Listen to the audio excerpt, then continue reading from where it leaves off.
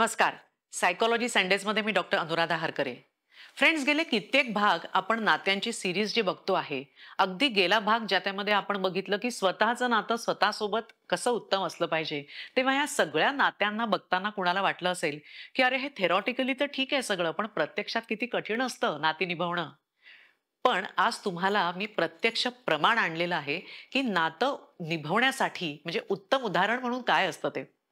आज आपण भेटणार आहोत माधवी विचोरे भडंग यांना, जी माझी खरं तर बालमैत्रीण आहे आणि एका विशेष कारणासाठी तुम्हाला मी आज ती भेटवणार आहे. नुकतंच तिने तिच्या दिरांना लिव्हर ट्रान्सप्लांट केलेलं आहे. त्या होममेकर आहेत आणि नाशिकमध्ये डॉक्टर पल्लवी देशपांडे म्हणून फिजिओथेरपिस्ट आहेत. त्यांच्यासोबत त्या वेट लॉस एक्सरसाइजेस आणि ऑइल फ्री कुकिंग याच्यासाठी काम करतात. तेव्हा नाती निभवण्याचं एक उत्तम उदाहरण काय असतं ते त्याच्यासाठी भेटूया माधवी विचोरे भडंग यांना.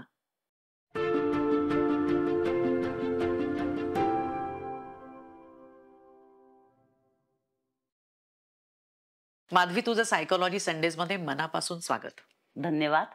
संपूर्ण सायकोलॉजी संडेजच्या टीमला आणि विशेषतः सीमाला, माझी बालमैत्रीण आहे म्हणून मी तिला सीमा या नावानेच अधूनमधून बोलल्या जाईल.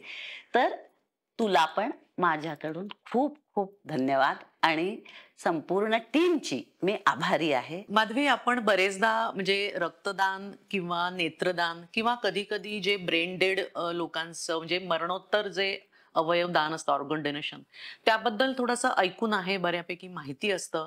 पण जिवंत असताना आपल्या शरीरातला काही अवयव किंवा त्याचा काही भाग म्हणजे लाईफ ऑर्गन डोनेशन ही खूप मोठी गोष्ट आहे आणि ती तू केलीस. तेव्हा त्या प्रवासाविषयी आम्हाला खरंच ऐकून घ्यायला आवडेल, कारण त्या निमित्ताने लोकांना ऑर्गन डोनेशन विषयी आणि एकूणच सगळ्या या नात्यांच्या प्रवासाविषयी खूप काही नव्यानं कळणार आहे. जरूर.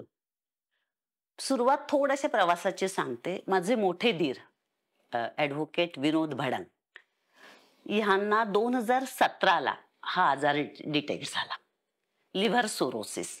लिव्हर सोरोसिस मध्ये 2017ला काही नाही, आपल्या या ज्या सगळ्या साध्या टेस्ट आपण दरवर्षी जे करतो अबोव 40 नंतर, तर त्या टेस्ट मध्ये ते डिटेक्ट झालं. ते डिटेक्ट झाल्यानंतर पहिल्यांदा आपण औषधं घेतलीत. औषधोपचार जवळपास 2022 पर्यंत आपण औषधोपचार त्यांनी केलीत. 2022च्या ऑक्टोबरमध्ये त्यांना खोकला खूप यायला लागला, पायावर सूज यायला लागली, थोड्या हाताची बोटं अकडायला लागलीत, असे अजून थोडे कॉम्प्लिकेशन्स तयार व्हायला लागलेत. म्हणून मग परत ज्यांची ट्रीटमेंट चालू होती त्या डॉक्टरला आपण दाखवलं. मग त्यांनी त्यांना ऍडमिट करून घेतलं आणि परत सगळ्या टेस्ट करून घेतल्या. टेस्टमध्ये मग असं लक्षात आलं की नाही, आता लिव्हर जास्त डिटोरिएट होत चाललेलं आहे आणि आता आपल्याला ट्रान्सप्लांट शिवाय पर्याय राहिलेला नाही. आणि अजूनही तो दिवस मला आठवतो. 4 मार्च 2023ला डॉक्टरांनी आम्हाला पहिल्यांदा सांगितलं की लिव्हर ट्रान्सप्लांट करावा लागेल. साहजिकच सगळे घरातले लोक थोडे एकदम स्तंभित झाले. अरे बापरे, ट्रान्सप्लांट, कारण कधीच हा शब्द ऐकला नव्हता. आणि लिव्हर सोरोसिस जो त्यांना झाला तो ऑटोइम्युन लिव्हर सोरोसिस आहे. जनरली लिव्हर सोरोसिस 2 याने होतो. एक होतो की अति ड्रिंक्स घेतल्याने आणि अल्कोहोलिक, आणि दुसरा ऑटोइम्युन. तर ह्यांचा हा नॉन अल्कोहोलिक होते. दारूच्या थेंबालाही त्यांनी कधी स्पर्श केलेला नव्हता आणि म्हणूनच कदाचित मी तयार झाली असावी. म्हणजे त्यात त्यांची काही चूक नव्हती. आणि ऑटोइम्युन म्हणजे काय, तर शरीरामध्ये आपोआपच रोग प्रतिकार शक्ती इतकी वाढते आणि ती कुठल्या तरी एका ऑर्गनला अफेक्ट करते, ती अटॅकच करते.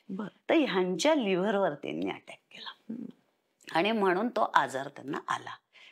मग आमच्या घरातले 6-7 लोक तयार झालेत. आम्ही 6-7 लोक तयार झाल्यानंतर काय झालं, माझा नंबर कुठेच नव्हता बरं, कारण डॉक्टरांनी सांगितलं होतं की अबोव 55 आम्ही घेत नाही.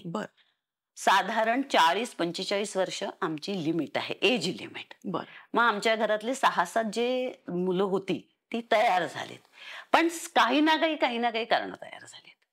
कोणाचं लिव्हर फॅटी आलं, कोणाचं ब्लड ग्रुप 1 आला, लंग्स मध्ये इन्फेक्शन, कारण त्याच्या टेस्ट भरपूर असतात. त्याच्यामुळे ते सगळे गळत गेले. आणि डॉक्टरांनी जे सांगितलं होतं की सुरुवातीला की थायरॉइड नको, बीपी नको, शुगर नको आणि कमीत कमी 6 महिने तरी एकही गोळी घेतलेली नको. बर हे सगळे त्यांच्या टर्म्स अँड कंडिशन्स होत्या. बर मग असे मुलं आम्हाला घरातले पहिले निवडावी लागली. बापरे, आजकाल असे लोक मिळणं मिळणं कठीण आहे. शिवाय ती व्यक्ती नॉन अल्कोहोलिक पण हवी. हो. हे अजून त्याच्यात ऍडिशन होतं. मग असं झालं की हे सगळे गळलेत. मग मी एक दिवस मनाचा थोडासा निर्धार केला, कारण की दीर ऍडमिटच होते, की आज आपण डॉक्टरांना विचारायचं. कारण ह्या सगळ्या टर्म्स अँड कंडिशन मध्ये मी बसत होती. बरं. गेले 1.5 वर्ष माझी एकही गोळी मी घेतलेली नव्हती. साधी क्रोसिन देखील मला कधी घ्यावी लागली नाही. वा. मला थायरॉइड नाही, मला बीपी नाही, मला शुगर नाही आणि तसं बघता मी फिट अँड फाईन होते. छान. म्हणून मग मी डॉक्टरांना त्या दिवशी म्हटलं की फक्त एक वय सोडता मी अगदी फिट आहे असं मला वाटतं. त्यांनी माझ्याकडे 2 मिनिटं निरखून बघितलं आणि म्हणाले ठीक आहे, काही हरकत नाही. पहिले एक प्री प्रायमरी टेस्ट करा आणि मग उद्यापासून तुम्ही टेस्टला सुरुवात करा. तोपर्यंत माझ्या घरामध्ये माझ्या मुलांना माहिती नव्हतं, माझ्या नवऱ्याला माहिती नव्हतं. ओ. पहिल्यांदा मी मनाचा निर्धार केला, डॉक्टर काय म्हणतात ते ठरवलं आणि मग मग घरात भेट. सांगायचं ठरवलं. बापरे, आणि ते धाडसच माहितीच आहे. आहे, हो थोडंसं धाडसच झालं आणि वाटलं की नवऱ्याचा भाऊच आहे तो नाही म्हणणार नाही. बरोबर. आणि मुलांना मी समजावून सांगेन. त्याचं कारण असं होतं की आपण जर समजा इतकं फिट आहोत तर एक प्रयत्न करून बघायला काय बरोबर. हरकत आहे. बरोबर. कुठेच मनात गिल्ट नको. पण मग त्या थोडंसं. टेस्ट वगैरे सगळ्या हो, मग त्या टेस्टचं असं झालं की त्यांनी सांगितलं की 7 फेजेस आमच्या टेस्टच्या आहेत. बर. मग आणि एक फेज आटोपल्याशिवाय दुसऱ्या फेजच्या टेस्ट आम्ही करत म्हणजे नाही. टेस्टच्या फेजेस. हो, टेस्टच्या फेजेस जवळपास 350 ते 400 टेस्ट होत्या. बापरे. पण एकेका फेज मध्ये 50 ते 60 टेस्ट होत्या. मग त्या 50 ते 60 टेस्ट पूर्ण ओके झाल्याशिवाय पुढच्या पुढच्या टेस्ट नाही. नाहीत.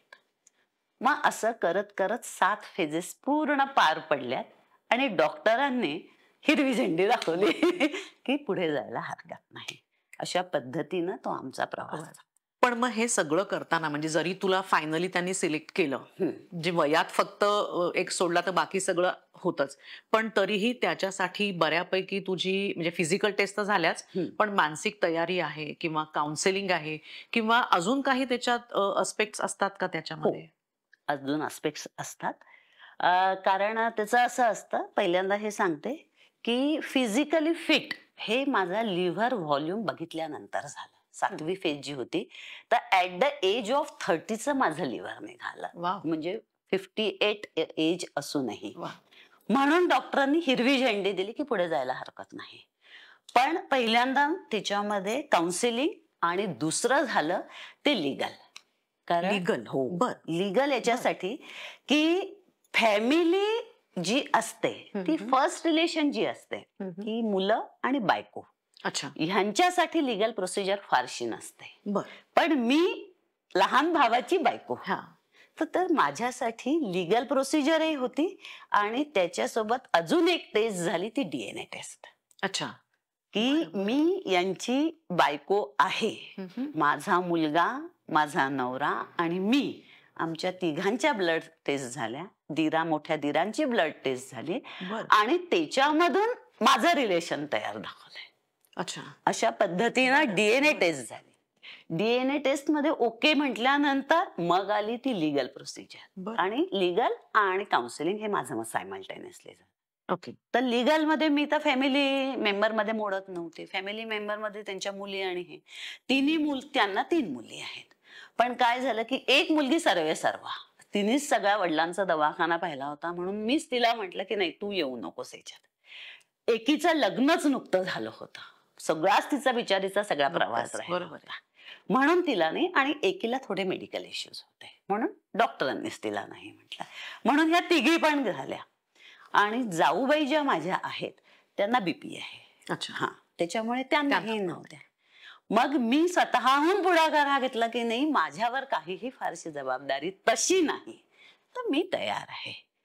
मग त्यांनी लिगल याच्यामध्ये बऱ्याच आपल्याला भानगडी मी म्हणणार नाही, पण प्रोसिजर मधून खूप जावं लागतं. अच्छा. की ते आपल्याला बरेच प्रश्न डिस्क्लेमर्स वगैरे लिहून घ्या. हा, डिस्क्लेमर्स लिहून नाही घेतले, पण येऊन विचारतात की खरंच तुम्हाला काही म्हणजे पैसे वगैरे दिलेत हा. का, म्हणजे हे सगळ्या बरोबर. ज्या गोष्टी आहेत की तुम्ही हे कारण की ऑर्गन हो, हो, आजकाल हो, बरेच विकल्या हो जातात. हो तर मग हे ऑर्गन विकल्या जात आहे का? तर मी त्यांना एका शब्दात सांगितलं की हे माझं घर आहे. हम्म. माझ्या डोक्यातही हा प्रश्न आला नाही की हे मला विकून द्यायचंय, बरोबर आहे. कारण माझे मोठे दीर मला माझ्या मोठ्या भावासारखेच आहे. बरोबर आहे. पण आणि मग याच्यामध्ये त्याच्यामुळे काही असं म्हणजे हेल्थ डिपार्टमेंट वगैरे पण काही हो, मोठी गोष्ट आहे हो, का? हो. हेल्थ डिपार्टमेंट असतं. त्यांची टीम येते. ती आपल्याला म्हणजे गव्हर्नमेंट विचारते, गव्हर्नमेंटची. बरं. ती येऊन आपलं सगळं विचारते. कारण हे कुठेतरी त्यांच्या डोक्यात बॅक ऑफ द माइंड किंवा अशा अनेक केसेस हो होतात हो हो हो. की ऑर्गन पैशा करता असू शकतात. कशाही करता बरोबर असू आहे, शकतात. बरोबर. त्याच्यामुळे ते येऊन आपलं पूर्णपणे विचारल्या जातं. बरोबर. शिवाय हॉस्पिटलची जी मॅनेजमेंट कमिटी असते ती देखील आपलं काउन्सिलिंग तर होतच, पण त्याच्यासोबत हे सगळं की कदाचित तुम्ही उठू शकणार नाही हेही हो सांगितलं हो, म्हणजे त्याचे शेवटी ऑपरेशन आहे ते. ही साईड इफेक्ट आणि सगळं सुदृढ असताना आपण समोरहून जायचं ते ऑपरेशन. बरोबर बरोबर आहे. बरोबर आहे. तर साईड इफेक्ट्स होतील हो. ह्याची पण ते कल्पना देतात. तिसरी गोष्ट, आता जेव्हा काउन्सिलिंग कडे येते, लिगलचं हे झालं तर काउन्सिलिंग कडे येते, तर काउन्सिलिंग मध्ये काय होतं की पहिल्यांदा आपल्याला जेव्हा हिरवी झेंडी दिल्या जाते, ओके म्हटल्या गेल्यानंतर डॉक्टरची टीम आपल्यासोबत बसते, म्हणजे डोनर सोबतही बसते, रेसिपियंट सोबतही बसते, आणि ऑपरेशन कशा पद्धतीने केल्या जाणार आहे, किती वेळ लागणार आहे, हे सगळं आपल्याला सांगितलं जातं की जेणेकरून डोनर आतून हलतोय का. रेसिपियंटची तर मनाची तयारीच असते, कारण तो शेवटी स्ट्रेस असणार. हा, की डोनर आतून हलतोय का हे ते टेस्ट करून बघतात. आणि हे सगळं सांगितल्यानंतर पूर्ण कल्पना देतात. साधारण थोडस टीव्हीवर आपल्याला दाखवल्या जातं की ऑपरेशन नाही दाखवत, पण कशा पद्धतीने आपलं सगळं हे होणार आहे हे सगळं सांगितलं जातं. आणि त्याच्यानंतर ते की तुम्ही विचार करा आणि आम्हाला 2 दिवसांनी निर्णय दिला तरी चालेल. बरोबर.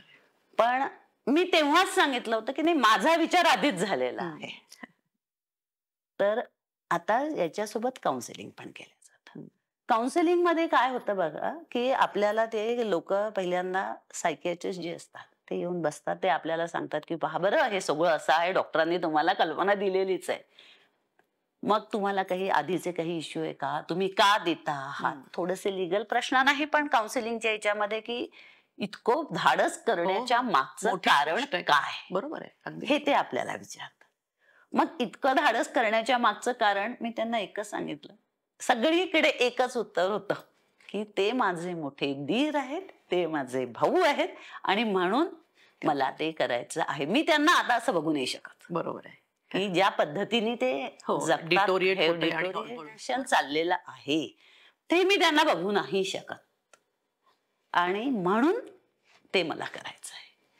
आणि मग ते अनेक बारीक बारीक प्रश्न आपल्याला काउन्सिलिंग मध्ये विचारतात, पण उत्तर जर समजा फॉर्म असलं, बरोबर आहे, तर त्याच्यानंतर ते आपल्याला ठीक आहे एकदा म्हणून ठरलंय की ठीक आहे अशा पद्धतीने. म्हणजे ऑपरेशनच्या दिवशी देखील आपल्याला याच्यावर गेलं तरीही एकदा काउन्सिलर येऊन ते विचारून जातं की तुम्ही कुठे हल्ले आहात का, हे बघितलं जातं. अशा पद्धतीनं तो प्रवास झाला. पण का ग, मॅच जरी झालं, लिव्हर किंवा सगळ्या टेस्ट तुझ्या हिरवी झेंडी मिळाली, सगळं जरी झालं तरी असं आपण करायला पाहिजे. कारण तू आपणहून नवऱ्याला बाकी कुणाला आधी न सांगता जे डॉक्टरांना भेटायला गेलीस, तर त्यामागे असं काही काही प्रेरणा किंवा असं कुठून आलं म्हणजे ते? हे बघ, हे काही आजचं बीज नाही. हे लहानपणीच पेरल्या गेलेलं बीज आहे. बर. माझे वडील, आता सांगायला हरकत नाही, RSSचं बाळकडू पिलेलं आहे. बर. त्याच्यामुळे काय आहे की ते कायम इतरांना मदतच करताना मी पाहिलेलं आहे. म्हणजे वडील साधे शाळा शिक्षक, तुला कदाचित माहिती नसेल पण आपली एक शाळा नवयुग विद्यालय महालात होती, तिथे माझे वडील शिक्षक होते. आणि हेही माहितीये की शिक्षकांचे पगार किती होते, पण त्याही पगारातून इतरांना मदत करण्याची त्यांची प्रवृत्ती होती की अरे मला कोणी मागितले आहेत ना, तर ते मला द्यायचं आहे, कारण त्याला गरज आहे. बरोबर आहे. हे मी लहानपणापासूनच बघत गेले. तुला आठवत नसेल कदाचित, आपण 7व्या वर्गात होतो आणि मी 1.5 महिना टायफॉइडने आजारी होते. बरं. आणि मग शाळेत, म्हणजे आजारपण संपल्यानंतर मी शाळेत आली. आपले एक शिक्षक होते आणि त्यांनी आपल्या तेव्हाच्या पद्धतीने शिक्षा केली अभ्यासक्रम पूर्ण नाही म्हणून. त्यावेळेस वर्गात एकमेव तू येऊन उठून उभी राहिलीस आणि म्हणाले की सर ती जर समजा शाळेतच आली नाही तर ती अभ्यासक्रम कसा पूर्ण करेल. बापरे, मला हो. खरंच आठवत नाही. आणि त्यानंतर मी ही जबाबदारी घेते आणि बरं. तू आणि आपली अजून एक वर्ग मैत्रीण होती परिणिता परिणिता कांबळे. कांबळे. हा ओ. हो, ओ. ती गणितात अत्यंत हुशार. हो, प्रचंड. हो, आणि तिने आणि माझं गणित हो. त्या मानाने वीक, तिने मला गणित गणित, इंग्रजी इंग्लिश, हो, हे परिणिता दोन्ही गणित, विषय इंग्लिश. घेतले. अगदी अगदी. आणि तू बाकीचे विषय म्हणजे मधली सुट्टी, अच्छा. ऑफ पिरियड, अरे वा. याच्यामध्ये तो बापरे. अभ्यास तुझ्या सगळा लक्षात आहे बरोबर. आजही आणि बापरे. हो, लक्ष. कारण ते बीज माझं तिथे पेरल्या गेलं बापरे. आणि मी खूप खुश. तो सगळा अभ्यासक्रम पूर्ण झाल्यानंतर मी माझ्या वडिलांना म्हणाले की आज मी खूप खुश आहे. तर त्यांनी मला विचारलं की काय झालं एवढं.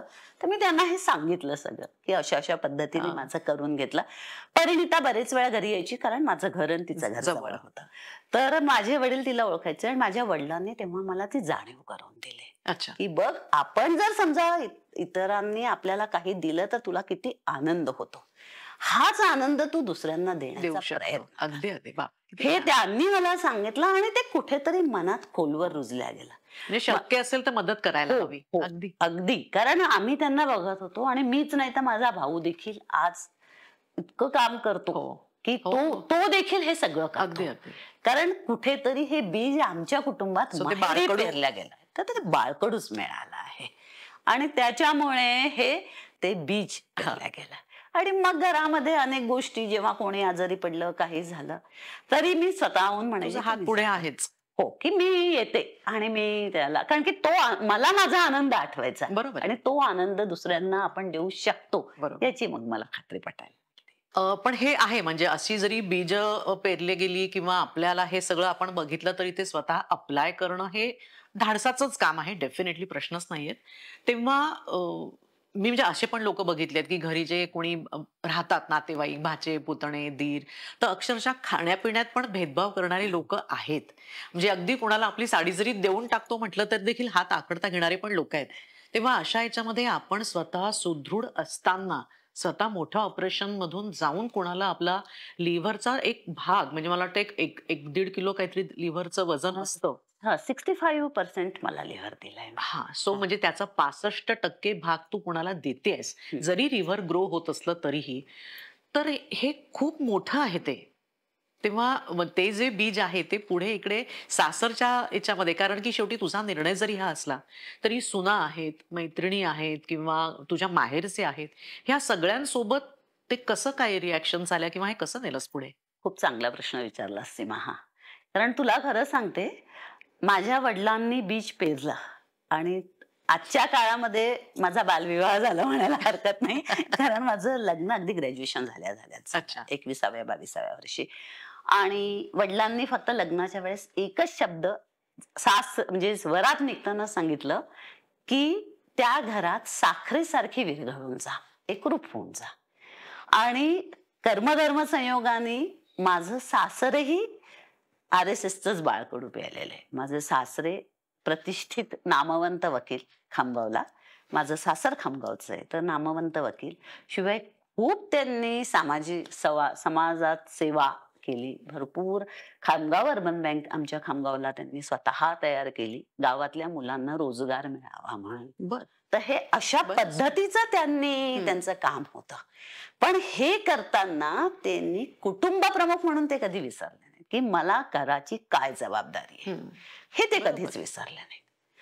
त्यांनी कुटुंब प्रमुख म्हणून बरोबर घर कसं हँडल करायचं, सगळे जोडून, सुनांना कसं हँडल करायचं, म्हणजे सुनांच्या सोबत कसं वागायचं, नातवंडांशी कसं वागायचं आणि हे घर एकसंध कसं ठेवायचं हे. कारण जनरली आम्ही पहा 1986 माझं लग्न झालं तर त्या वर्षीपासून तर 2000 पर्यंत आम्ही सगळे एकत्र राहत होतो. ते एकत्र कुटुंबाचं एक कुटुंब कधी झालं हे आम्हाला कळलंच किती छान की एकत्र कुटुंबाचं एकच कुटुंब आहे. एकच कुटुंब झालं. आणि याच्यात त्यांचा खूप मोठा हात. म्हणजे माझ्या सासूबाई आजारी पडल्यात, पॅरालिसिस झाला होता, तर आम्ही टीमवर्क केला. माझे मोठे दीर, मी, मिस्टर, जाऊबाई, एक कुटुंब असल्याशिवाय एक शक्यच नाही. कुटुंब असल्याशिवाय ते शक्य नाही. सासरे सगळ्यांनी मिळून ते आम्ही टीमवर्क केलं आणि सोपं नाहीये पॅरालिसिसच्या 4 अगदी, वर्ष अगदी. माणसाला सांभाळणं. अगदी म्हणजे माझे 2 मुलं त्यांच्या 3 मुली असे एकत्र साधी पपई जरी आणली तरी ते 5 मुलांना नातवंडांना इन्व्हॉल्व करून घ्यायचंय. बरोबर आहे. हो. आणि हे कुठेतरी आणि त्यांचंच बॉन्डिंग मेन आहे बॉन्डिंग. हे करण्याच्या मागचाच मुख्य भाग आहे बॉन्डिंग. बरोबर. घराचं बॉन्डिंगच इतकं जबरदस्त आहे. वादळ कोणाच्या घरात येत नाही. बरोबर आहे. कारण 3 घरातनं वेगवेगळ्या बायका जर समजा हो. आल्या तर त्या 3 वेगवेगळ्या संस्कारांमधनं आलेल्या असतात. पण आमच्या घरामध्ये ते चहाच्या पेल्यातलंच वादळ ठरलं की संध्याकाळी ते कधी सगळं निवळून संपलं. जायचं. आणि त्याला कारण माझ्या जाऊबाई अगदी हमखास ज्या व्यक्तीशी काही कोणाचं झालं असेल त्यांचं अगदी आवडीचा पदार्थ त्या करणार आणि बस झालं ना आता चला आवडीचा पदार्थ केला आहे. त्याच्यामुळे आम्ही जास्त एकत्र येत गेलो. ते एकमेकांची काळजी घे. काळजी. बरोबर. हे असं आम्ही एकत्र येत गेलो आणि सुमतीबाई आणि सुकळीकर म्हणूनच तुला ती काळजी वाटली दिरांना असं बघताना त्रास जो झाला. बरोबर आहे. एक्झॅक्टली. हा. आणि त्याच्यामुळेच बॉन्डिंग तयार होत बरोबर आहे. गेलं. सुमतीबाई सुकळीकरांचं एक वाक्य आमच्या खामगावला त्या आल्या होत्या गुढीपाडव्याला प्रवचनाला. तर मग त्यांनी म्हटलं होतं की म्हणे 2 पुऱ्या तळताना एकमेकींना ठोसा मारतात हम्म. पण 10-12 भजे सहज तळल्या जातात. पण आमच्या घरामध्ये आम्ही 2 पुऱ्या पण सहज तळल्या गेलो. अगदी सहज तळल्या बरोबर गेलो. आहे. कारण सासऱ्यांनी खरंच संस्कारच तसे केले. म्हणजे वडिलांचा जो तिकडनं वसा मिळाला तो तो इकडे- सासऱ्यांनी म्हणजे वाढवलंच की त्यांनी आमच्या आवडीनिवडी जपल्या. गाव लहान होतं पण आमच्या आवडीनिवडी जपल्या. त्यांना कळलं की या मोठ्या गावातनं आलेले आहे, हिच्यामधले काय गुण आहे, तिच्यामधले काय गुण आहे. मग त्यांच्या गुणांना थोडासा वाव गावा पद्धतीने त्यांनी दिला. आणि त्यांचं म्हणणंच राहायचं नेहमी की माझं सगळं अंग म्हणजे माझं घर आहे. 2 मुलं म्हणजे हात बरोबर आहे, आहे. 2 सुना डोळे आहेत आणि अख्खं अंग म्हणजे 5 नातवंड आहेत. ह्या वाक्याने आम्हाला खूप धीर येऊन जायचं की बरोबर. नाही हे म्हणजे बॉन्डिंग आपण त्या घराचा पार्ट आहे हे खूप छान आहे. एक्झॅक्ट. आणि हे बॉन्डिंग आहे. हम्म. म्हणजे माझी जी लहान पुतणी आहे तिचा जन्म जेव्हा झाला तेव्हा माझा मुलगा मला आई म्हणत होता तर तिने देखील आई शब्द वापरला. आणि कौतुकाची ही गोष्ट आहे की म्हणजे जाऊबाईंनी आणि धीरांनी कधी हे म्हटलं नाही की आक्षेप बा तिला नाही आई म्हणून. अगदी बरोबर आहे. म्हणजे ते जास्त महत्वाचं आहे. हो की बाबा तू तिला. आणि मला स्वतःला पोटची मुलगी नव्हती. पुतण्या आता माझ्या मुलीच आहेत पण मला स्वतःला पोटची मुलगी नव्हती म्हणून तो मला जास्त आनंद मिळाला. हा. किती छान. हा. म्हणजे एकमेकांच्या आनंदासाठी झटणं खूपच हो. छान. आणि दुसरं असं की माझी मुलं पण त्यांना आई वडील म्हणजे त्यांना मम्मी पप्पा म्हणतात तर मी पण कधी म्हंटल नाही की अरे बरोबर. त्यांना हे काका, काकू. काका काकू म्हणू नका. त्याच्यामुळे बाहेरच्या लोकांना हे कळत नव्हतं की नेमकी कोणती कोणाची किती मुलं छान. आहेत. म्हणजे 5 मुलं एकत्र वाढलेत आणि अगदी सहज वाढलेत आणि तो बॉन्ड तयार झाला आमच्या घरामध्ये आणि म्हणून धाडस झालं. म्हणजे तू मगाशी म्हणालीस की फॅमिली म्हणजे फर्स्ट इयर लिगली नाही येणार हा. पण ती फॅमिलीच आहे. फॅमिलीज अगदी हा. की कायद्याने ती फॅमिली नसेल पण आमची हे एकच कुटुंब आहे. पण ना मला एक विचारायचंय मगाशी तू जे म्हणालीस की तुझं म्हणजे लिव्हरचं एज तुझं जे वय आहे त्यापेक्षा कितीतरी तरुण आहे. म्हणजे 30 वर्षाचं तुझं लिव्हर आहे. म्हणजे सगळं मॅच झालं, तुमचं काउन्सिलिंग झालं, घरच्यांनी सपोर्ट दिला, खूप म्हणजे प्रेरणा होती किंवा ह्या सगळ्या जरी गोष्टी असल्या तरी देखील तू म्हणालीस की मला एक गोळी देखील नाही, आजार नाही, म्हणजे फार जे टचवूड खूपच जे त्याच्यासाठीच प्रार्थना परत. पण तरीही त्याच्यासाठी तशी लाईफस्टाईल मेंटेन करणं किंवा ती स्टेट तुझी जी आज आहे ती आणणं पण काही सोपं नाही. कारण जसं मगाशी मी म्हटलं की आपण एखाद्याला कुठलीही गोळी नाही असे लोक इतके विरळ आहेत आता. बरोबर आहे. तेव्हा ती लाईफस्टाईल तुझी तू कमावली कशी ते मला अजून जास्त महत्वाचं वाटतंय. अगदी बरोबर आहे. कारण हा काही एका दिवसाचा ही काही जादू नाही. बरोबर आहे. मी 12 ते 15 वर्ष झाले तप उलटून गेले. मी माझ्या शरीरावर आणि मनावर काम करते. बापरे. हा.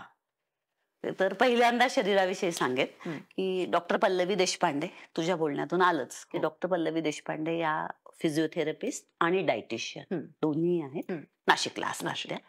आम्ही 2010 साली जेव्हा नाशिकला माझ्या मिस्टरांची ट्रान्सफर झाली तेव्हा त्यांच्याशी संपर्कात आली आणि तिथून मी सुरू केला. तर जवळपास आता 13 वर्ष होत आली की मी हे सगळं करते आहे.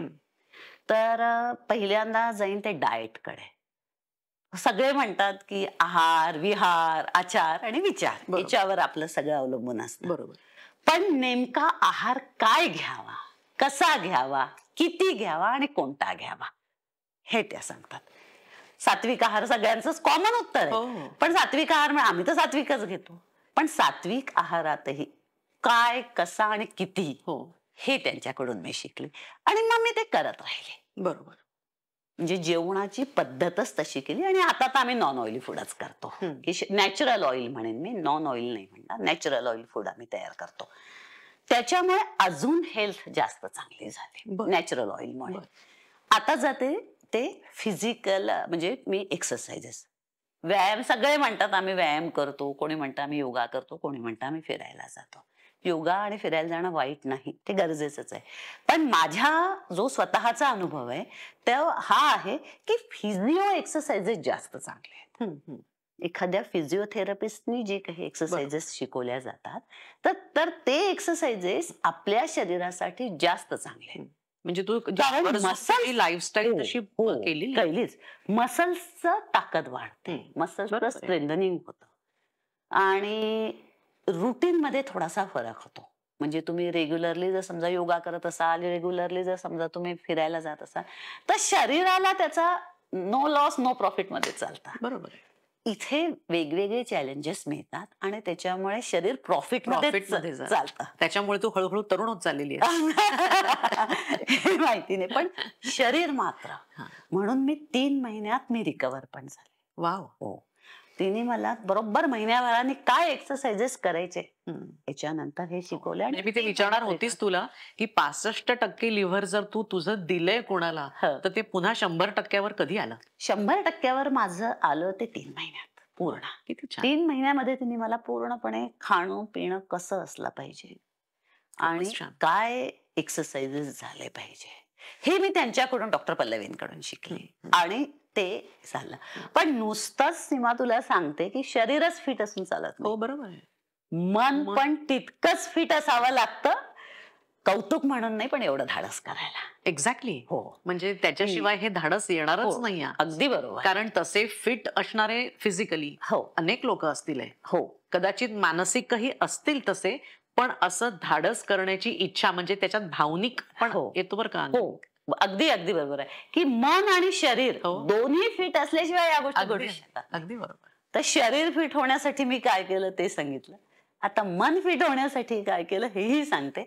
कारण मी प्रत्येकाकडून जे घेतले ते मी माझ्या गुरुस्थानीच त्यांना बरोबर. मदत केली. कारण की ते गोष्टी त्यांनी माझ्यासाठी चांगल्या बरोबर. केल्या. त्यात तुझाही सहभाग आहेच. तुझा तर- मोठेपणा आहे. तर मी सांगते की अनुभवातूनच सांगते. मी पूर्वीची माधवी खूप चेंज झाला. पूर्वीची माधवी हळवी होती, भावनिक, अति जास्त भावनिक होती. असा माधवीचा प्रवास होता. पण नंतर हळूहळू त्या प्रवासाला मी वेगवेगळी कळलाटणी दिली आणि कोविडमुळे तर अजूनच जास्त हो. दिली. तुला कोविड पण झाला? हो, मला कोविड झाला 3 वेळा आणि इतरांचं बघताना पण हो. सांगते. तो माझा प्रवास सांगते की माझे मिस्टर ज्युडिशियल ऑफिसर, आमचं नागपूरला पोस्टिंग होतं. बॉम्बे हायकोर्टाचे जज असताना आमची अचानक ट्रान्सफर गोव्याला झाली. थोडंसं ते कुठेतरी खंत मनात होती, अरे बापरे गोवा, आपल्या स्टेट पासून दुसऱ्या स्टेटला जरी जवळ असला तरीही एकदम जायचं, घरचे लोक सगळे दूर झालेत वगैरे, हे सगळं मनामध्ये थोडंसं द्वंद्व होतं. गेले त्यांच्यासोबत, पण मी सतत अस्वस्थ मनात होते. बर. 2013चीच गोष्ट आहे ही. 2013 खूप अस्वस्थ होती मनाने.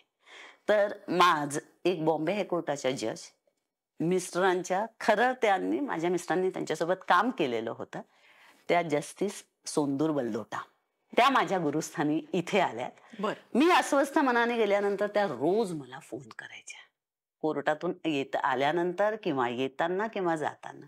आणि मी त्यांना एकच म्हणायचे की मला इथे करमत नाही आवडत. मला अस्वस्थ वाटतं. त्यावेळेस त्यांनी सांगितलं, थोडासा स्पिरिच्युअल टच माझा आहे. तर त्याही स्वतः खूप स्पिरिच्युअल. तर त्यांनी मला एक सांगितलं की म्हणे या गोव्याच्या हायकोर्टामध्ये नारद पुराण आहे, बर. तो नारद पुराण आहे. आणि मी नारद पुराण वाचायला लागले. बर. नारद पुराण वाचता वाचता आमच्या रोज ह्या चर्चा व्हायला लागल्यानंतर अस्वस्थता मागे पळाली. अस्वस्थता गेल्यानंतर एक दिवस त्यांना म्हटलं, मला आज खूप छान वाटतंय, आज जे काही वाचलंय, जी काही तुमच्याशी चर्चा झाली, आज मला खूप छान वाटतंय, की ज्यांच्यामुळे तू इथे आलीस त्याच्यामुळे तुला हे नारद पुराण वाचायला मिळालं, नाहीतर हे रेअर पुस्तक तुला वाचायलाच नसतं मिळालं. तर पहिले तू त्यांचे आभार मान. बर. ही गोष्ट म्हणजे कोणाकडून म्हणजे शक्यता फार कमी आहे अशा पद्धतीने आपण कोणाचे आभार बरोबर मानू. आहे.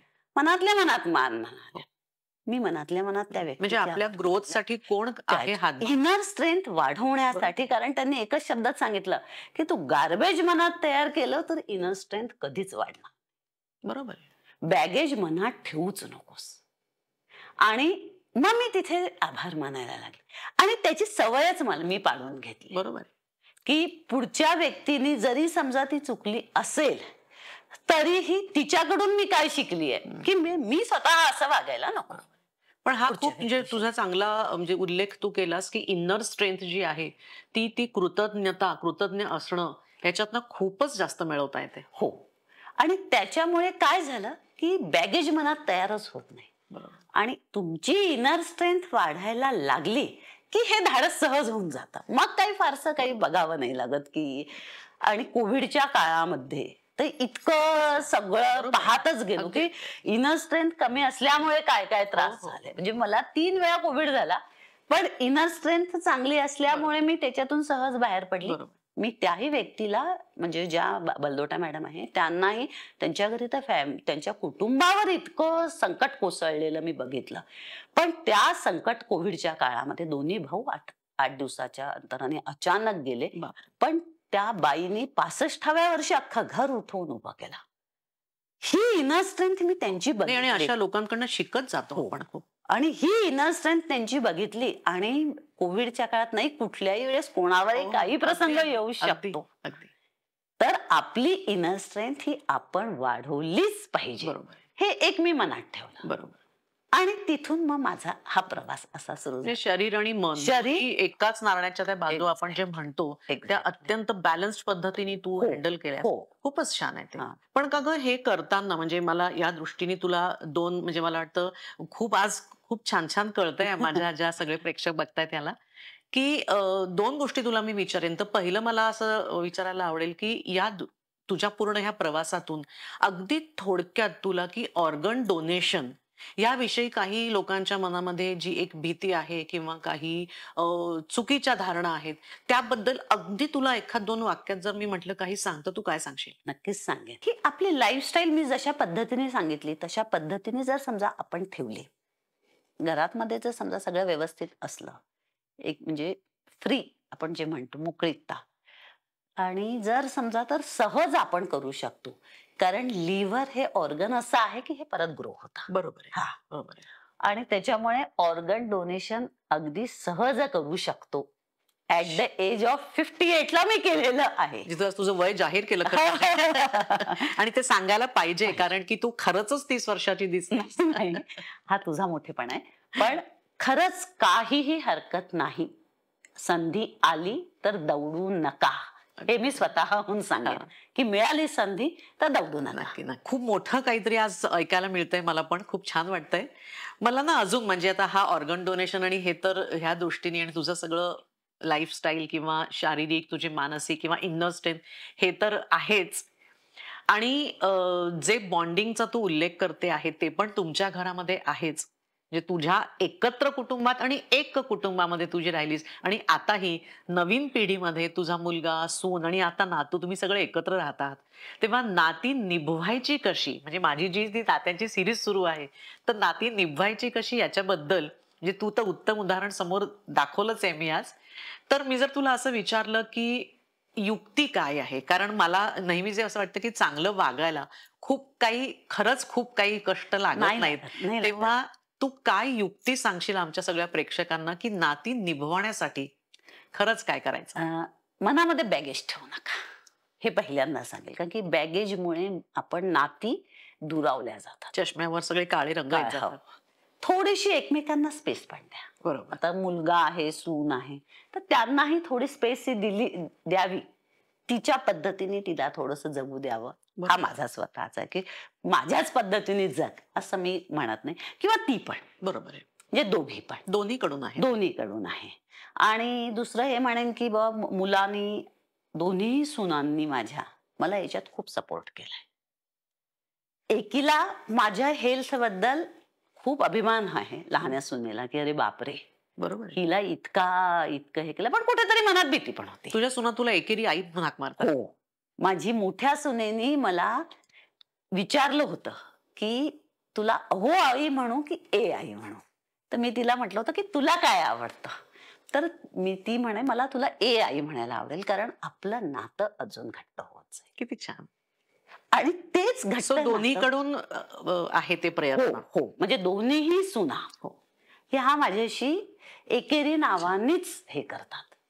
त्याच्यामुळे ते नातं अजून घट्ट होतं. नाती सुदृढ कशी करायची, एकमेकांना कसं जपायचं आणि कसं छान आयुष्यामध्ये आनंदाने हसतमुख एकमेकांसोबत पुढे जायचं, याचं खरं प्रत्यक्ष उदाहरण तू आज मला मला पण छान वाटतं तुझ्याशी गप्पा करताना. मला खरं म्हणजे तुझ्या कडनं आता हळूहळू नंतर पुन्हा टिप्स घ्यायला पाहिजेत, की वय कसं हळूहळू कमी करायचं आपलं.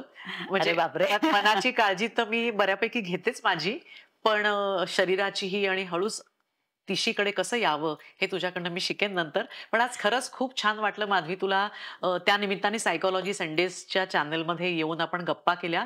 आणि माझे जे सगळे सबस्क्रायबर्स आहेत किंवा प्रेक्षक आहेत, त्या सगळ्यांना आज ऑर्गन डोनेशन असेल किंवा कुटुंबाला एकत्र जोडणं असेल किंवा इन्नर स्ट्रेंथ मनाची जी काही आहे ती, ह्या अनेक बाबतींमधून खूप काही शिकायला मिळालं. तेव्हा तुझे खूप खूप धन्यवाद. आणि सायकोलॉजी संडेजमध्ये तू आलीस, तुझा आज इथे वेळ खास मुंबईहून येऊन दिलास, त्याबद्दल अगदी मनापासून तुझे आभार. म्हणजे मैत्रीत आभार मानत नाही, हो. पण तरीही सायकोलॉजी संडेज तर्फे आभार. हेच मी तुला म्हणणार होते की मैत्रीत आभार मानत नाही, पण तू मला इथे बोलावला म्हणून तुझे आणि संपूर्ण टीमचे आभार. परत एकदा इंग्रजी नवीन वर्षाच्या सगळ्यांना शुभेच्छा देते. आणि बस, धन्यवाद. फ्रेंड्स, आपण आज ज्या माधवी मॅडम सोबत गप्पा केल्या आणि नाती कशी निभवायची याचं उत्तम उदाहरण पाहिलं, आज मला खात्री आहे की आपल्या प्रेक्षकांना खूप काही मिळालं याच्यातून. भावनिक, मानसिक किंवा शारीरिक आरोग्य कसं राखायचं, इन्नर स्ट्रेंथ कशी ठेवायची, फॅमिलीमध्ये बॉन्डिंग आणि हे सगळं कसं छान करायचं, ह्याचं तुम्हाला उत्तम प्रमाणच आज मिळालेलं आहे. पण ह्या सगळ्या नात्यांच्या सिरीजमध्ये एक नातं अजून आहे की जे आपल्या मातृभूमीसोबत असतं, राष्ट्रासोबत असतं. आणि या नात्या संदर्भात बोलण्यासाठी पुढच्या भागामध्ये अजून एका व्यक्तीची मी भेट तुमच्यासोबत घडवून आणणार आहे. तेव्हा पुढचा भाग बघायला अजिबात विसरू नका. हे चॅनेल सबस्क्राईब केलं नसेल तर सबस्क्राईब करा. भेटूया पुढच्या भागामध्ये. So stay tuned and thanks for watching.